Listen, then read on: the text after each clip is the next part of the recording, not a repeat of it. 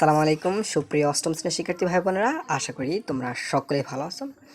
তোমাদের ইসলাম শিক্ষা পরীক্ষার প্রশ্নটি কেমন আসতে পারে, সেই নমুনা প্রশ্নের প্যাটার্নটি কেমন হবে, সেই বিষয় নিয়ে আজকের এই ভিডিওটি। প্রিয় শিক্ষার্থীরা, তোমরা এখানে স্ক্রিনে দেখতে পাচ্ছ অষ্টম শ্রেণীর একটি নমুনা প্রশ্ন। মূলত এই নমুনা প্রশ্ন দিয়ে আমি তোমাদেরকে বোঝাতে চাচ্ছি যে এই আঙ্গিকেই তোমাদের প্রশ্নগুলো আসবে পরীক্ষাতে।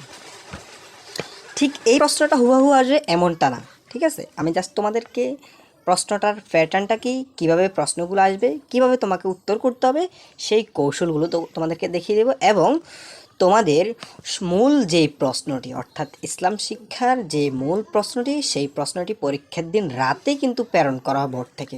তখন আমি তোমাদেরকে সেই প্রশ্নের অ্যান্সারগুলো সহ তোমাদের সামনে প্রশ্ন নিয়ে আসবো।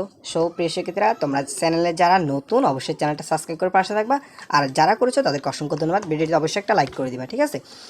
এখানে মূলত প্রশ্নের প্যাটার্নটা হচ্ছে এরকম যে মূলত তোমাদেরকে একটা উৎসব পরিকল্পনা তৈরি করতে হবে।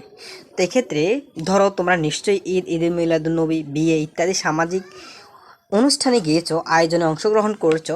এরকম ইসলামী সামাজিক অনুষ্ঠানে তুমি ইসলামী যেসব রীতিনীতি পালন করছো বা করতে দেখেছো, সেই অভিজ্ঞতার আলোকে নিচের কাজগুলো করতে হবে। অর্থাৎ ধর্মীয় বিভিন্ন কার্যক্রমকে ঘিরে একটা পরিকল্পনা তোমাকে তৈরি করতে হবে।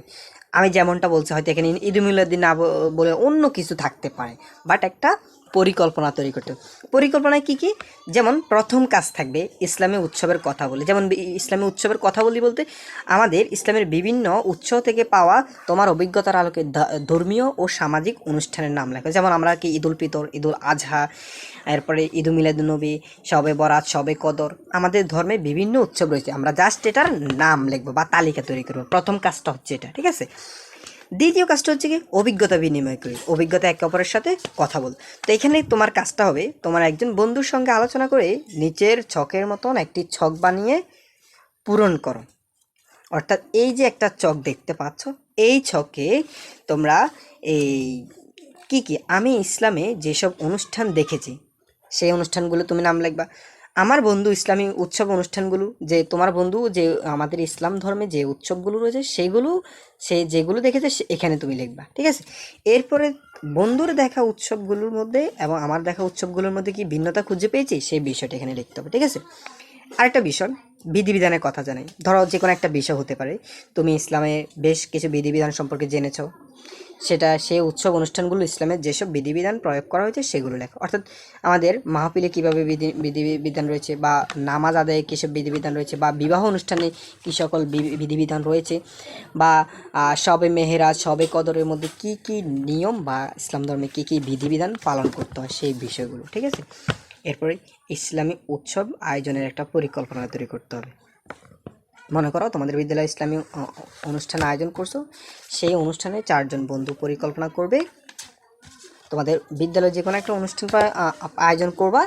তো তোমরা 4 জন বন্ধু মিলে এটার পরিকল্পনা তৈরি করতে হবে, ঠিক আছে? একটা পরিকল্পনা তৈরি করবা। দেন পরিকল্পনা কী থাকবে, এখানে কিন্তু পরিকল্পনার কাজগুলো থাকবে।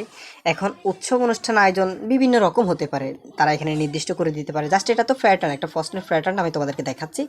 তো এখানে সময়, স্থান নির্বাচন থাকতে হবে, অতিথি নির্বাচন থাকতে হবে, দায়িত্ব বন্টন থাকতে হবে, নিমন্ত্রণের চিঠি থাকতে হবে, অনুষ্ঠানের আলোচ্যসূচি থাকতে হবে, অনুষ্ঠানে কোরআন হাদিস আলোকে হামনাদ গান ইত্যাদি, ঠিক আছে?